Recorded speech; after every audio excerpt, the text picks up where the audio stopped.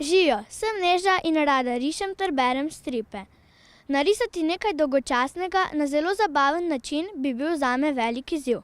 Tukaj sem, da izvem, kako je to uspelo narisati Zoranu Smiljaniću, ki je narisal vstavo v stripu.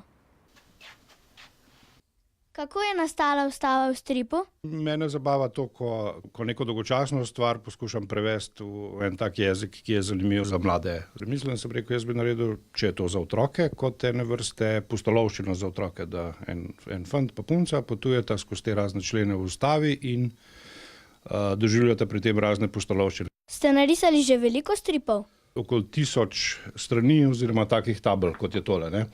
Slišala sem, da ste se počalili tudi na račun politikov. Vas je kdo okregal? Ja, malček sem imel težav, ne. Včasih sem imel malček težav, zaradi tega včasih so me malo požugali, so rekli, Zoran, pazi, kaj delaš, da ne bi bilo kaj narobe, ne. Tudi jaz rada rišem stripe. Tale strip pa ti podarim. Vidi se, da znaš kadrirati, da postavljati osebe v slikice.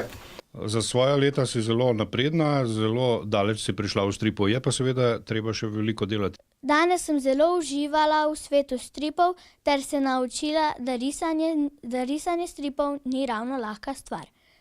Vesela sem, da je Zoran pohvalil moje stripe in zdaj jih bom še z večjim veseljem risala naprej.